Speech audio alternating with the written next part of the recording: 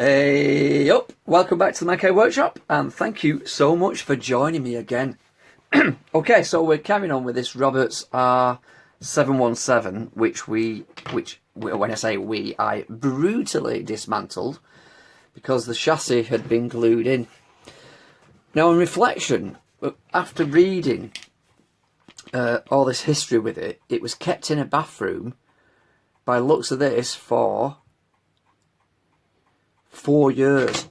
So what possibly happened was that the Rexine here, the glue in it, had possibly seeped onto the chassis and actually held it in fast, like welded it in. So we're going to repair all that. That's no bother. And what we're going to do now is we're going to actually test it, because we haven't even tested it to see if it works.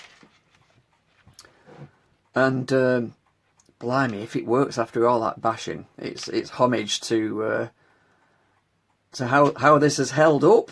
So let's plug let's plug its power lead in, which I think goes this way.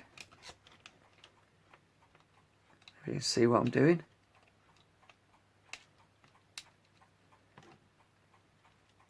Does it go this way? Little fiddly plastic plug. There we go, it does go that way.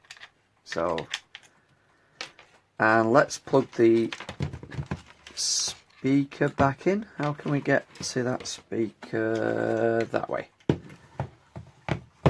Plug the speaker back in. These are the speaker wires.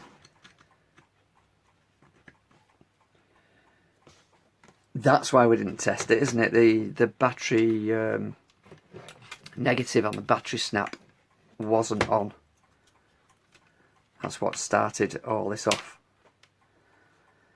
So deal is, if it works, we won't do anything electrical with it, and it would have been a pointless exercise smashing it up to get the thing out of its case. Let's have a look at this.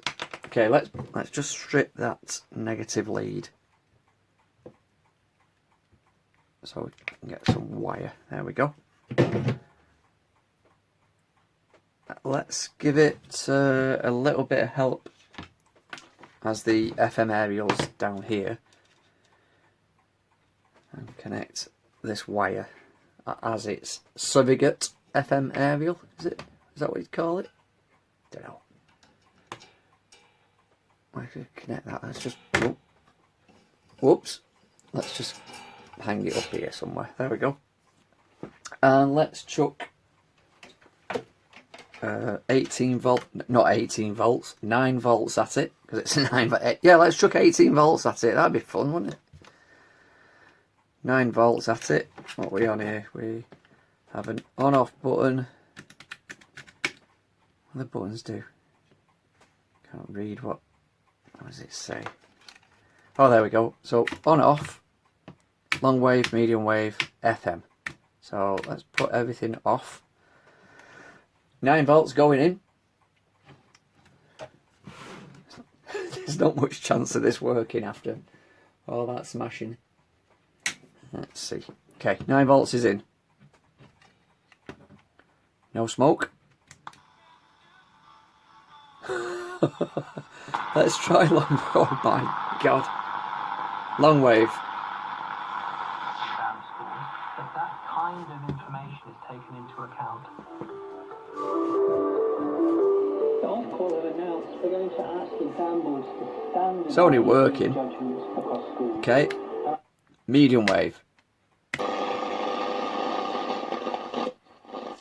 The way that we're finally going to defeat this is by getting vaccines. And we know that there are... Medium wave works. FM.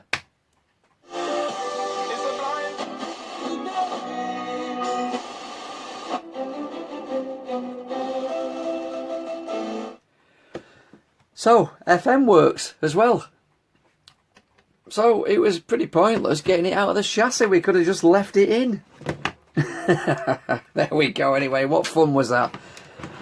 So what we're going to do now is, like I say, we're not going to do any electrical work on it. While it's like this though, we'll have a look at it, just in case you get one of these. And if you do get one of these, just leave it in the chassis. leave the chassis in the case. There's a tuning wheel. See how that works. So it's got a spring there. Dial card goes up, and this is pretty much a sealed unit. This, to get the dial face off this, you'd have to, looking at it, let's get a pointer.